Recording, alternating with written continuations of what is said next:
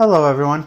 So this is going to be one of my videos where I summarize the latest stuff going on in The Economist. Essentially I'm a bit behind on that.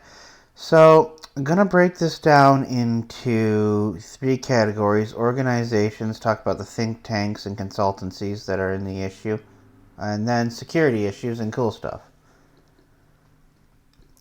So these are the notable think tanks that I highlighted, so I'm not going to go into any great detail on any one of them. You simply can just pause the video and actually choose to look at whatever one you think is interesting. Also, too, I'm going to come up with like a list, a Google spreadsheet, if you will, on each of these. On this one, you notice that there's, maybe the notable think tank, and then there's the International Atomic Energy Agency. That's going to be important. So, security issues. First up, population decline. This is mentioned on page 14. Italy and Japan, they have declining populations. Pretty much a lot of the Western and wealthier countries have declining populations. And demographically, they say these countries won't exist in the near future. This is based off of UN projections. And look, I'm 40. I've seen a couple life cycles. And I gotta actually say, though, that a lot of these projections are incorrect. They just don't pan out.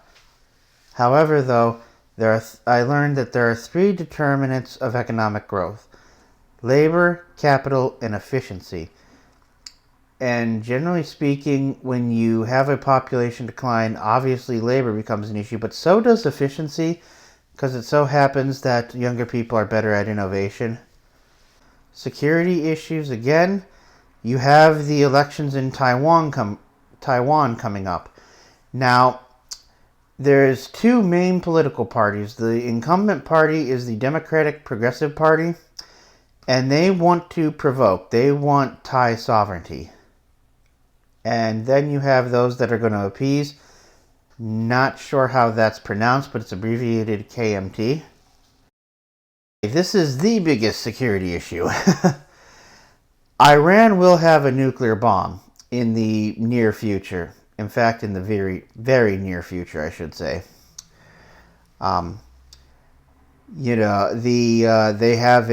have facilities underground. It's been estimated that they can create weapon-grade uranium in just 12 days.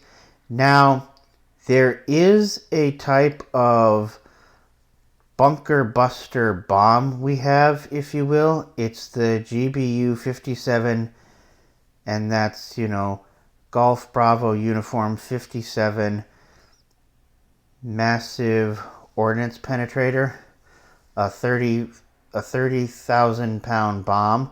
Hoorah! Vietnam! But it's useless because this facility is so underground that even this thing can't touch it. Social media censorship. This is under the cool stuff. So I'm a free speech advocate.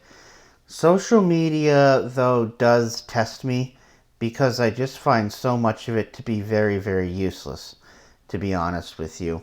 And a lot of it is misinformation. I'm not quite sure. Obviously, I'm against misinformation, but I'm also against sort of management of misinformation. When I see like an educational video and the platform has decided to blue box it, if you will, put a blue box around it, so it's like, I have a master's degree. Don't tell me what I should and shouldn't, believe, or I will be the one who seeks out media and verifies and vets it.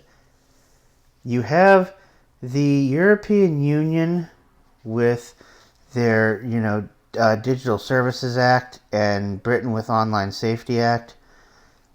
And these actually could mess with Silicon Valley here in the United States. The Supreme Court's recently determined in kind of what will probably be a landmark case that YouTube cannot be held liable for radicalizing people. That was essentially the trial was, radicals, terrorists specifically, had put stuff on Facebook, and so that made people wonder, Should they be held liable for that? I'm actually glad the Supreme Court decided that way. And also, I learned this: Facebook, YouTube, and Instagram are the three largest social media platforms. Largest, obviously, meaning most users. The last story and cool stuff: aquaculture. So, basically, we have fished the oceans to 90% capacity. And it's funny when the World Bank says you're being a greedy idiot, but I don't know what level of a near apocalypse we've reached, but hey, we did it. The only way to grow consumption of fish is to do it through aquaculture. Now, aquaculture used to comprise netting off large areas and trying to create a sort of artificial micro ecosystem, if you will. This has a lot of drawbacks. Nets tend to, obviously they can break. But also, too, you've got pilings up of stuff, Yeah, I'll just say it, fecal matter. But also, things like shedded shells and all of that stuff. That can create a lot of problems, a lot of environmental degradation. And that can reach the area very far. So this new kind of aquaculture is called, I believe, the recirculating aquaculture system. And this is much more like vast aquariums. Like imagine you're going through a warehousing district and there's the place that sells, gypsum board or whatever. And there's the place that actually specializes in, it's just story upon story of, water, and its whole thing is to keep 1 million of a certain fish species alive to be farmed. I find that to be actually very, very, very cool. Thank you.